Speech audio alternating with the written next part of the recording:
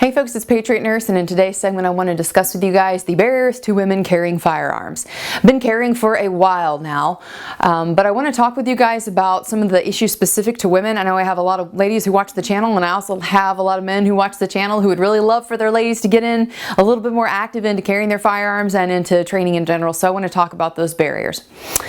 The first is that in many cases when you go to, if you're a newbie, to rent a gun for the first time to shoot at a range, or when you're selecting gear to purchase, for instance, for your everyday carry or for your setup as a chick, a lot of the people who are selling you gear they're men, okay? And not to set up a classic battle between the sexes here, but women have different body types. With men, there's like just a couple different body types. Like for you guys, a 32 waist is a 32 waist is a 32 waist. And for us, size 12 pants does not equal like transferability between brands and between cuts and sizes.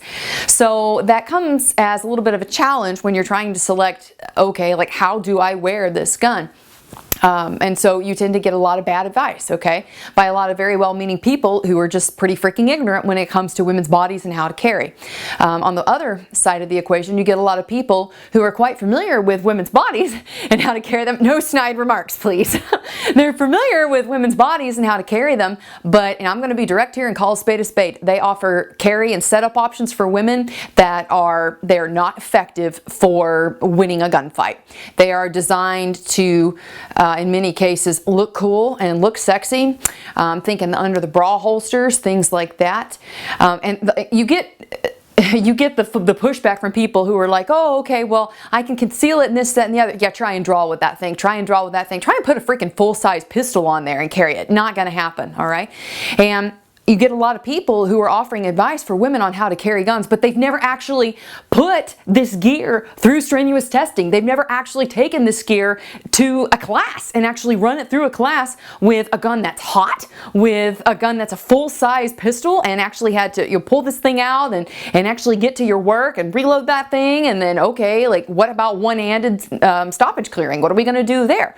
So running your pistols and running your setup through a class is really important, and to be honest, most of the people who are selling you gear as a chick have never put that gear through a test, through a class, all right? And so they're giving you perhaps well-meaning advice, but that advice is not backed up in lived-out practiced reality. So that's a barrier to women carrying firearms, bad advice.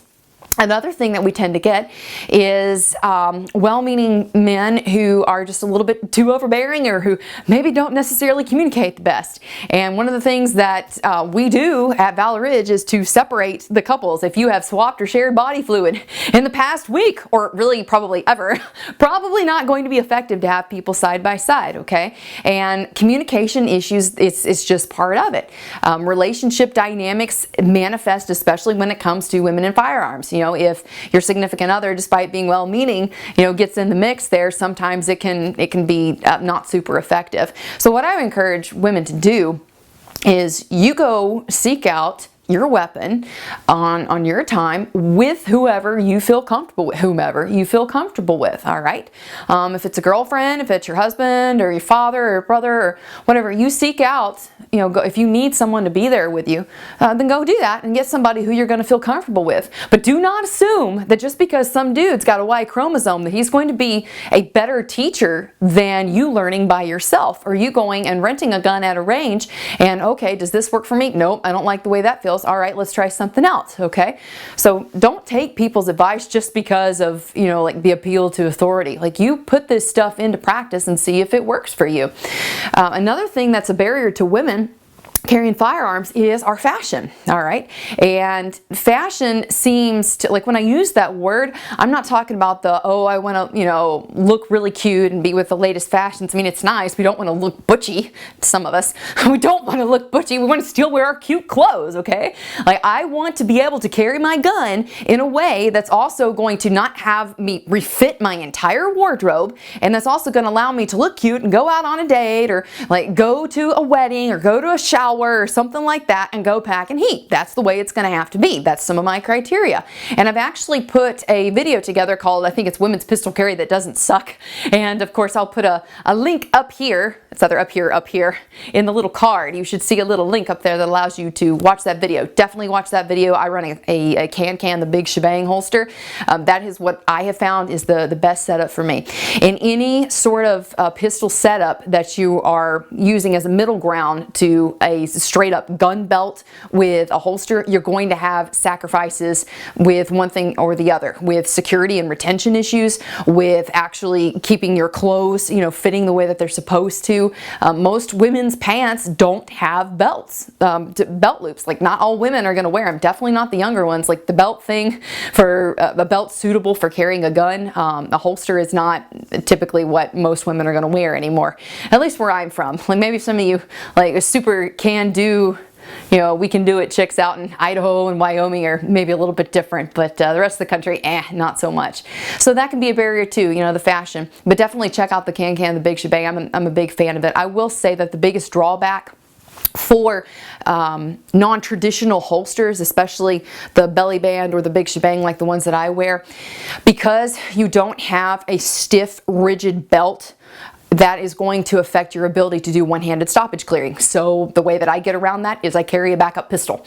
So the New York reload, right? That's just one of the ways that I found is a workaround for it. But because I have low back issues, it's one of the sacrifices that I have to make. Because for me, personally, I cannot, my body type and my physical capacity will not allow me to carry a gun in an old school gun belt and inside or outside the waistband holster. It's not going to happen. Not going to happen.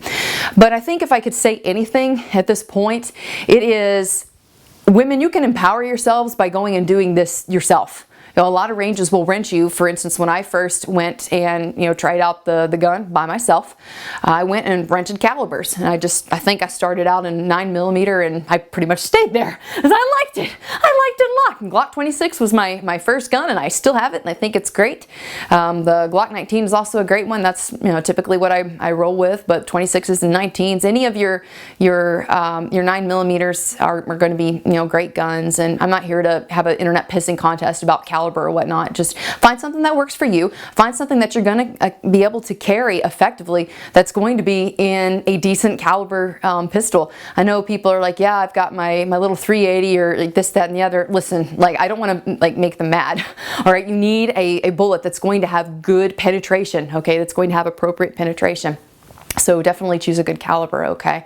But chicks, you can do this, okay? And guys, you know, it's almost like you need to be able to empower a woman to make her own choices, okay? And so, you know, set her up for success here. Let her make her own choices, and like, you can do this, girls, ladies, you can do it. And you can find workarounds. Just find something that works for you and test your gear, all right? Like, what my definition of test is you go and you shoot a class with a round count of between 500 to 1,000 rounds, all right? You put some lead down range with this thing and you make it work and you test it out. Going to the range and shooting at a little paper target and not moving and not doing anything, and especially going to a range where they don't allow you to draw from the holster, that is not testing your gear. You need to be able to, ladies, whatever your setup is each day, you have to put it through the ringer and make sure that it works for you, okay? And not just take somebody's word for it. Put it into practice and go out there. So that's what I have for you guys this weekend. I hope it was helpful for y'all. If you did enjoy the video, please subscribe to me, Patriot Nurse, and also like me on Facebook, follow me on Twitter. Guys, I've got a whole bunch of classes coming out for medical prep. I'm going to be in Phoenix next month. Phoenix and Phoenix. I almost said feces. The nursing mind does fun stuff. Phoenix, Arizona next month. And then also Knoxville, Tennessee, Houston, Texas, and then we're going to be up at the Ridge in Harrogate, Tennessee in December. So check it all out at the website, thepatriotnurse.com. Hope it was helpful for you guys. Have a wonderful weekend. For now, it's Patriot Nurse signing off. See y'all later. Bye.